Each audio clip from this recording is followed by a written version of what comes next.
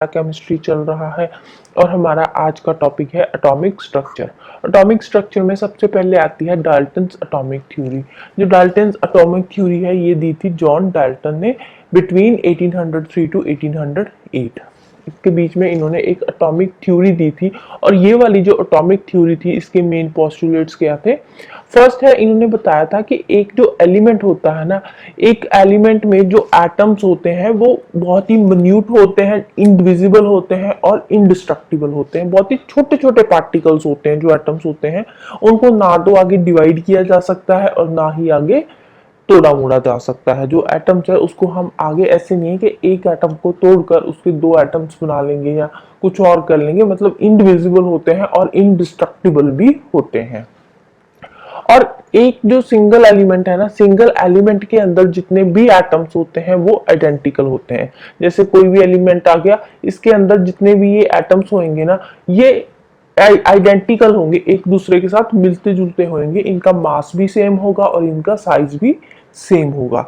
लेकिन जो different elements के एटम है, सपोज एक ये वाला एलिमेंट है और एक और एलिमेंट है, और इन दोनों के अंदर जो एटम्स है ना, ये एटम्स की इन एटम्स की जो प्रॉपर्टीज है, इन दोनों एटम्स की जो प्रॉपर्टीज है ये भी अलग अलग होगी, इनका मास भी अलग अलग होगा और इनका साइज भी अलग अलग होगा। मतलब कि डिफरेंट एलिमेंट के जो एटम्स है वो डिफरेंट होते हैं, उनका सब कुछ डिफरेंट होता है, लेकिन सेम एलिमेंट के अंदर जितने भी एटम्स होते हैं वो सारे के सारे आइडेंटिकल होते हैं। एटम्स को ना तो बनाया जा सकता है ना ही डिस्ट्रॉय किया जा सकता है, जबकि जो एटम्स है ना उनको एक एलिमेंट से दूसरे एलिमेंट में ट्रांसफॉर्म किया जा सकता है, लेकिन ये क्रिएट या डिस्ट्रॉय नहीं किए जा सकते। फिर एटम है क्या? एटम एलिमेंट का स्मॉलेस्ट पार्ट है, सबसे स्मॉलेस्ट पार्ट है, सबसे छोटा पार्ट है, जिसको आगे ना तो डिवाइड किया जा सकता है ना ही तोड़ा जा सकता है। जो एटम्स है ये एलिमेंट के अंदर केमिकल कॉम्पोजिशन में जो केमिकल कॉम्बिनेशन होती है एलिमेंट्स की, उसमें हेल्प करते हैं, और ये फ्री जो नेचर है, नेचर में फ्रीली अकर नहीं करते। ये बाकी के एटम्स के साथ मिलकर एलिमेंट बनाते हैं और एलिमेंट के अंदर केमिकल कॉम्बिनेशन में हेल्प करते हैं, बट नेचर में फ्रीली अकर नहीं करते। जैसे कि हाइड्रोजन का जो एटम है वो सबसे स्मॉलेस्ट है और लाइटेस्ट है। इसके अलावा सोडियम का एटम्स हो गए, पोटाशियम, कैल्शियम, हाइड्रोजन, ये सारे के सारे एटम्स की एग्जांपल है। नेक्स्ट है मॉलिक्यूल। मॉलिक्यूल क्या होता है? मॉलिक्यूल एलिमेंट का या किसी भी कंपाउंड का स्मॉलेस्ट पार्ट होता है, लेकिन जो मॉलिक्यूल होता है ना ये स्टेबल होता है और इंडिपेंडेंटली एग्जिस्ट कर सकता है। मॉलिक्यूल मॉलिक्यूल स्टेबल होता है और इंडिपेंडेंटली एग्जिस्ट करता है, और होता ये एलिमेंट या कंपाउंड का स्मॉलेस्ट पार्ट है, सबसे स्मॉलेस्ट पार्ट होता है, लेकिन ये नेचर में स्टेबल होता है। अब स्टेबल का क्या चक्कर है, आने वाले लेक्चर्स में हम कॉन्फ़िगरेशन डिस्कस करेंगे एक दो लेक्चर्स के बाद, तो उस कॉन्फ़िगरेशन से फिर पता चलेगा कि स्टेबल जो होते हैं एटम्स, जो स्टेबल मॉलिक्यूल्स होते हैं कौन से होते हैं। स्टेबल होते हैं या तो हाफ फिल्ड सबशेल होंगे उसके, या फिर फुली फिल्ड होंगे। तो वो वाले जो कंपाउंड्स होते हैं ना वो होते हैं स्टेबल कंपाउंड्स। ठीक है, आने वाले लेक्चर्स में जब हम कॉन्फ़िगरेशन डिस्कस करेंगे तो उसमें हम डिटेल में करेंगे कि हाफ फिल्ड सबशेल कैसे होते हैं या फुली फिल्ड कैसे होते हैं। इसकी एग्जांपल्स आ गई ऑक्सीजन, नाइट्रोजन, क्लोरीन, ये सारी मॉलिक्यूल्स की एग्जांपल्स आ गई। फिर आता है मोल। मोल क्या होता है? मोल में एक मोल में होते हैं 6.023 into 10⁻23 पार्टिकल्स। अब देखो, जैसे कि हम देखते हैं कि पेयर है, ठीक है, पेयर क्या होता है? एक पेयर में 2 यूनिट्स होते हैं, ठीक है, या फिर बात आती है डजन की, ठीक है, तो डजन क्या होता है? एक डजन में 12 यूनिट्स होते हैं। इन द सेम वे एक मोल में 6.023 into 10⁻23 पार्टिकल्स होते हैं, और यू कैन से कि एक मोल में 6.023 into 10⁻23 यूनिट्स होते हैं। ठीक है, तो एक मोल में ये 6.023 10⁻23 पार्टिकल्स होते हैं, और ये नंबर जो है 6.023 into 10⁻23 ये क्या है? इस नंबर को बोलते हैं एवोगैड्रो नंबर। ठीक है, तो एक मोल में जो जितने भी पार्टिकल्स होते हैं उन पार्टिकल्स को बोलते हैं एवोगैड्रो नंबर। एक मोल में 6.023 into 10⁻23 पार्टिकल्स होते हैं और इस नंबर को बोलते हैं एवोगैड्रो नंबर। ठीक है, वैसे तो आई डोंट थिंक सो कि ये इंपॉर्टेंट है, बट इन केस पूछ लिया कि एवोगैड्रो नंबर क्या है तो आप बता भी सकते हो, बट मुझे नहीं लगता कि एग्जाम में ऐसे क्वेश्चंस आएंगे, क्योंकि जब आप किसी कोर्स के लिए पढ़ते हो ना तो उसमें न्यूमेरिकल्स आते हैं, तो न्यूमेरिकल्स के लिए आपको ऐसे नंबर से याद करने की जरूरत होती है, बट एग्जाम्स में मुझे नहीं लगता कि ऐसे क्वेश्चंस आएंगे। फिर नेक्स्ट आता है एटॉमिक मास। एटॉमिक मास क्या होता है? एलिमेंट का एटॉमिक मास वो नंबर होता है जिससे हमें पता चलता है कि एक एटम का मास एक कार्बन 12 के एक एटम के 1/12 मास से कितना हैवियर है। ठीक है, तो वो होता है एटॉमिक नंबर। मतलब कि एक एटम का मास, एक एटम जो होता है उसका मास कार्बन 12 के एक एटम के 1/12 मास से कितना हैवियर है, वो होता है एटॉमिक मास। एक होता है मॉलिक्यूलर मास।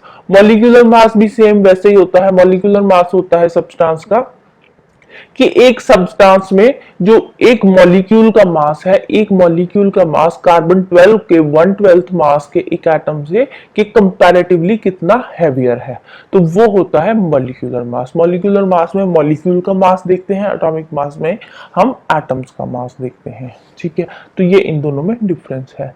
फिर आते हैं एटम के कॉन्स्टिट्यूएंट्स, और यू कैन से कि एटम के पार्ट्स। जो एक एटम होता है ना, स्मॉलेस्ट यूनिट है एलिमेंट का, तो उस एटम के भी आगे पार्ट्स होते हैं। इसके 3 पार्ट्स होते हैं।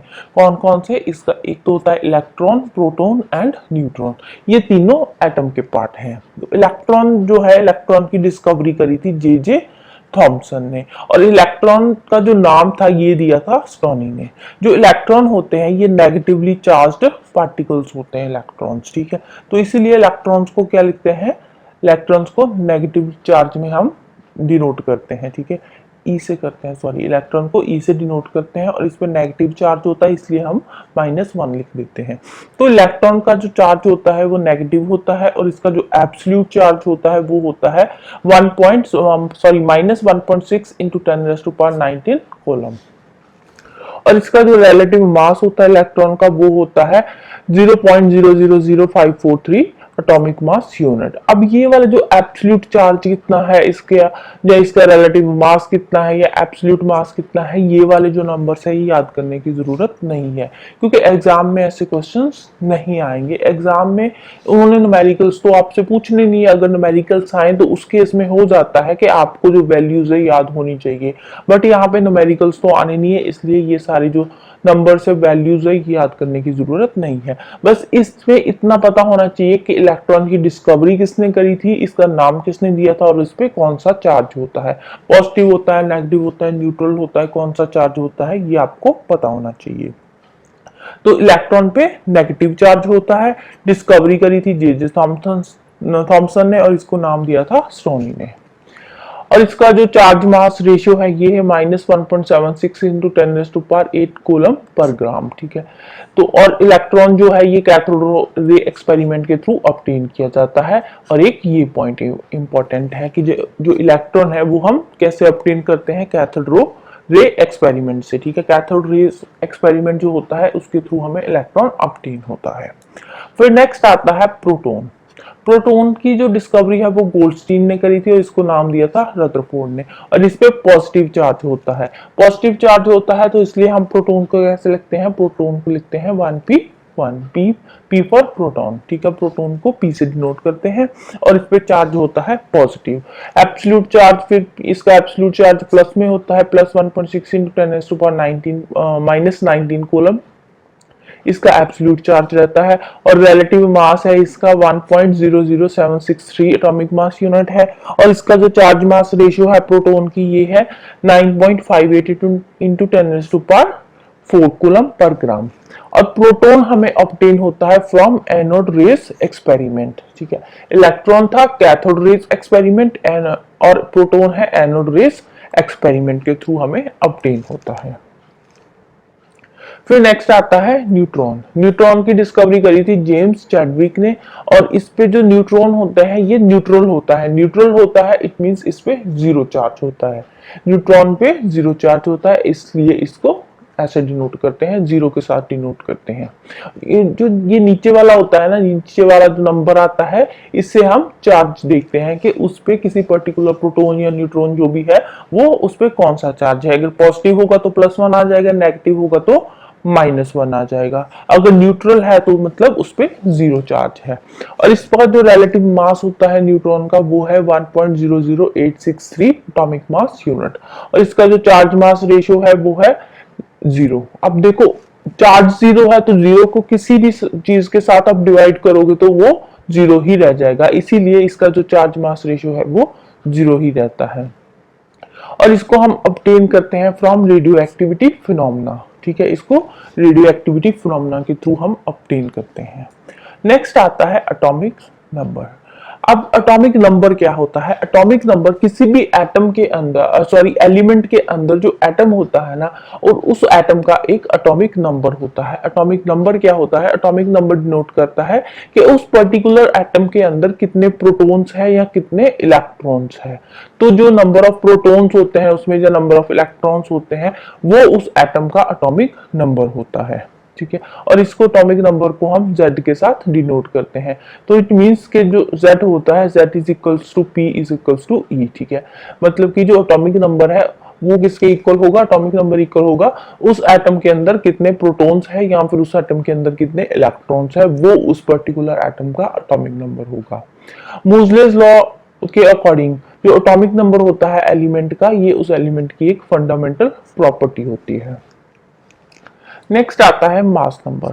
ठीक है, मास नंबर क्या होता है? मास नंबर होता है sum of number of protons and neutrons.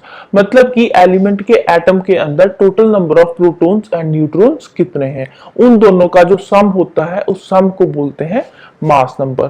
तो मास नंबर को हम डिनोट करते हैं ए से। तो ए इज इक्वल्स टू कितना आ जाएगा? Number of protons plus number of neutrons. ठीक है, तो मास नंबर का ये आ गया फॉर्मूला मास नंबर निकालने का। फिर नेक्स्ट आते हैं आइसोटोप्स। आइसोटोप्स क्या होते हैं?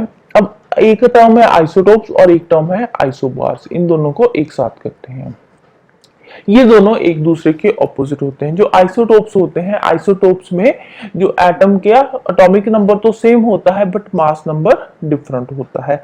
आइसोबार्स में जो एटॉमिक नंबर है ये डिफरेंट होता है और मास नंबर सेम होता है। तो इन दोनों की जो डेफिनेशन है उल्टी है। आइसोटोप्स में same atomic number but mass number different. Isobars में जो एक एलिमेंट का एटम है उस एटम में सेम मास नंबर होगा बट एटॉमिक नंबर डिफरेंट होगा। फिर नेक्स्ट टर्म आती है आइसोटोन्स। आइसोटोन्स क्या होते हैं? Isotones are atoms of different elements. ये डिफरेंट एलिमेंट के एटम्स होते हैं जिनमें जो नंबर ऑफ न्यूट्रॉन्स होते हैं वो सेम होते हैं। ठीक है, तो उनको बोलते हैं आइसोटोन्स। डिफरेंट एलिमेंट के एटम्स में जो नंबर ऑफ न्यूट्रॉन्स सेम होते हैं तो उसको बोलते हैं आइसोटोन्स। फिर नेक्स्ट टर्म आती है आइसो इलेक्ट्रॉनिक। आइसो इलेक्ट्रॉनिक क्या है? दीज आर एटम्स मॉलिक्यूल्स और ions containing the same number of electrons. Atoms molecules या आयंस, वो वाले एटम मॉलिक्यूल या आयंस जिनमें नंबर ऑफ इलेक्ट्रॉन्स सेम होते हैं उसको बोलते हैं आइसो इलेक्ट्रॉन्स। तो नाम से ही पता चलता है आइसो इलेक्ट्रॉन मतलब कि नंबर ऑफ इलेक्ट्रॉन के साथ रिलेटेड है। तो इसमें जो नंबर ऑफ इलेक्ट्रॉन है वो क्या है? वो सेम होंगे, तो उनको बोलते हैं iso electrons. Right, so that's all about today. Next हम करेंगे Thompson model of an atom. तो जाने से पहले वीडियो को लाइक कर देना, शेयर कर देना और चैनल को सब्सक्राइब कर लेना। Thank you, bye bye and have a nice day.